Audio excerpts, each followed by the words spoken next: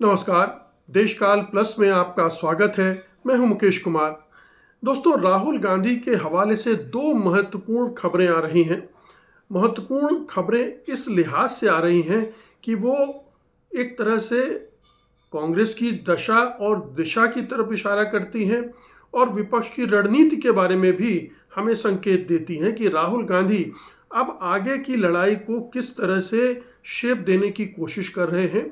ऐसे समय में जब चुनाव लड़ना और जीतना लगभग असंभव बना दिया गया है और ये माना जा रहा है कि विपक्ष अगर अब चुनाव लड़ता भी है तो कोई फायदा नहीं है, क्योंकि चुनाव प्रणाली पर मोदी सरकार का कब्जा है। वहाँ तमाम तरह के हथकंडे आजमा कर विपक्ष को जीत से वंचित रखा जाएगा। तो ऐसी सूरत में एक जो बेबसी की परिस्थिति बन गई है विपक्ष के सामने कि करे तो क्या करे, उसको मद्देनजर रखते हुए राहुल गांधी ने एक महत्वपूर्ण बात कही है। आज हम उस पर गौर करेंगे। और दूसरी बात उन्होंने ये भी कही है बल्कि कर रहे हैं वो, जो उसका भी हम जायज़ा लेंगे कि क्या वो जनरेशन जेड यानी जेन जी की तरफ ध्यान केंद्रित कर रहे हैं। क्या वो अपने भावी राजनीतिक आंदोलन के लिए जेन जी में संभावनाएं तलाश रहे हैं। उनको जोड़कर वो अपने आंदोलन को या अपनी राजनीतिक लड़ाई को धार देने की कोशिश करेंगे। आइए सबसे पहले तो वो रणनीति, वो रोड मैप जो राहुल गांधी ने इंडिया गठबंधन की 9 जून की बैठक में पेश किया था उसके बारे में बात करते हैं। उसका एक ऑडियो टेप रिलीज़ किया गया है कांग्रेस की ओर से और उसमें बहुत सारी महत्वपूर्ण बातें राहुल गांधी ने कही हैं जो कि रिपोर्ट नहीं हुई हैं, लेकिन उनका महत्व बहुत ज़्यादा है। मसलन पहला बिंदु तो ये है कि कांग्रेस जो है वो जो इंडियन स्टेट है उसकी निष्पक्षता पर निर्भर नहीं करती है। वो एक प्रतिरोध की पार्टी है, यानी वो जो स्टेट के ऑपरेटर्स हैं, जो सिस्टम के ऑपरेटर्स हैं, उस पर उसकी निर्भरता नहीं है कि अगर वो काम करेगा तभी कांग्रेस कुछ कर सकती है, अन्यथा कांग्रेस डिफंक्ट हो जाएगी, लाचार हो जाएगी। ऐसा नहीं है। और इसके बारे में उन्होंने एक जो नई धारणा दी कि वो प्रतिरोध की पार्टी है। अभी तक उसके बारे में ये धारणा बन चुकी थी कि वो सत्ता की पार्टी है, केवल राजनीति की पार्टी है। ये प्रतिरोध की पार्टी उन्होंने इतिहास से लिया है, आज़ादी के आंदोलन से। तो एक तो ये कि पार्टी को वो उस दौर में ले जाना चाह रहे हैं जहां वो प्रतिरोध और संघर्ष की पार्टी थी, स्वतंत्रता आंदोलन की पार्टी है। जिसका मतलब एक ये भी है कि आज की परिस्थितियों को वो उसी तौर पर देख रहे हैं जैसी अंग्रेज़ों के समय थी और उसी कांग्रेस को जीवित करना चाहते हैं जो अंग्रेजों से लड़ाई लड़ रही थी। तो एक तो ये है। दूसरा ये है कि राज्य की संस्थाओं को इतना दबाव में ला दिया गया है और जितना दबाव बढ़ाया जाएगा या जितना कैप्चर किया जाएगा, कांग्रेस उतने ही आक्रामक तरीके से संविधान की रक्षा की लड़ाई लड़ेगी। तो आगे की चुनौतियों को भी राहुल गांधी देख रहे हैं कि ये जो कैप्चर कर रही है बीजेपी या संघ परिवार, पूरी जो इंस्टीट्यूशंस हैं, हमारे कॉन्स्टिट्यूशनल इंस्टीट्यूशंस हैं, उन पर दबाव बढ़ेगा और जितना बढ़ेगा कांग्रेस को उतने ही आक्रामक ढंग से लड़ाई लड़नी होगी। तो एक तो प्रतिरोध के आंदोलन के रूप में पेश किया और इसकी सबसे बड़ी खूबी या खासियत ये है कि उन्होंने बीजेपी और आरएसएस को केंद्र में रखा है, उसकी आइडियोलॉजी को केंद्र में रखा है और ये दोनों मिलकर स्टेट पर कब्जा कर रहे हैं, जिससे जो ट्रेडिशनल पॉलिटिकल टूल्स थे वो कम प्रभावी हो गए हैं। और इसका मतलब ये है कि वो आरएसएस और बीजेपी के खिलाफ, उनकी विचारधारा के खिलाफ लड़ेंगे, जिसका एक अर्थ ये भी है कि वो रावण की नाभि पर निशाना साधने की बात कर रहे हैं कि जब तक वहाँ चोट नहीं होगी, वहाँ प्रहार नहीं होगा, तब तक जो स्टेट कैप्चर है उससे भारत को मुक्ति नहीं मिलेगी। तो वो कह रहे हैं कि स्टेट कैप्चर की स्थिति में राजनीतिक दल काम नहीं कर सकते तो क्या काम करता है।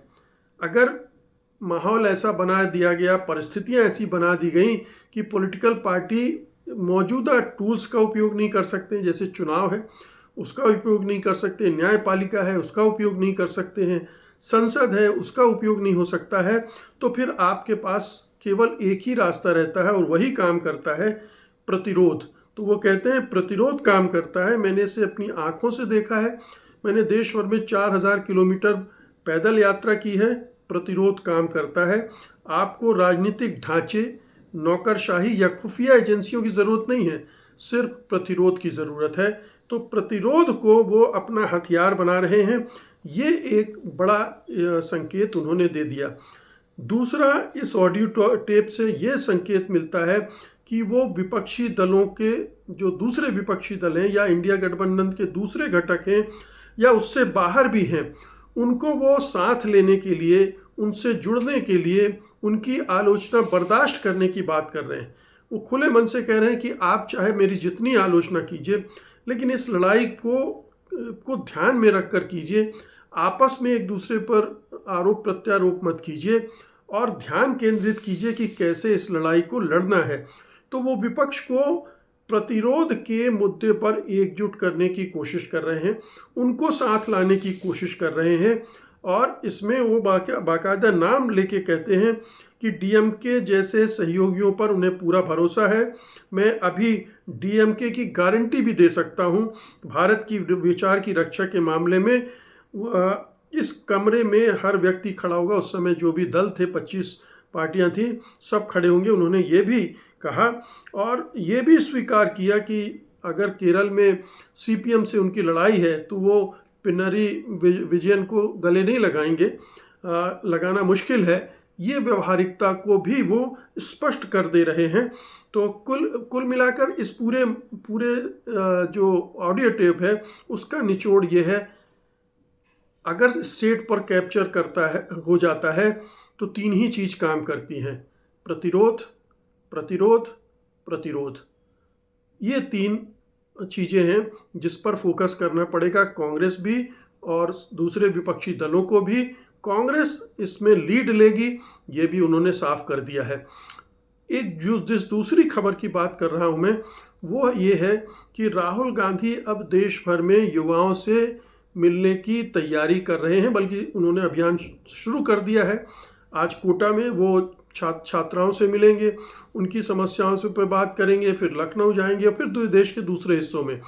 इसका मतलब ये है कि उन्होंने इस देश के जेन जी का मन पढ़ लिया है।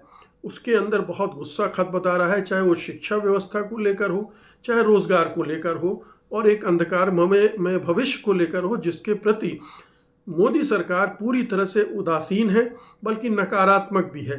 तो अब वो उस पूरी जनरेशन को भी इस प्रतिरोध से जोड़ना चाहते हैं। वो ये भी देख रहे हैं कि कैसे कॉकरोच जनता पार्टी उनको आकर्षित कर रही है, वो भी एक मोर्चे पर लड़ रही है। उन्होंने उसका जिक्र नहीं किया, लेकिन उन्होंने स्पष्ट रूप से ये कहा या ये संकेत दिया कि वो जेन जी को जोड़ने जा रहे हैं।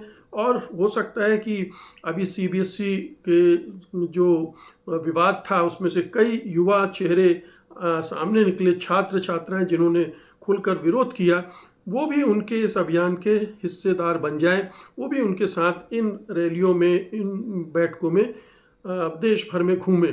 तो एक पूरी स्ट्रेटजी कांग्रेस की निकलकर अब सामने आ रही है।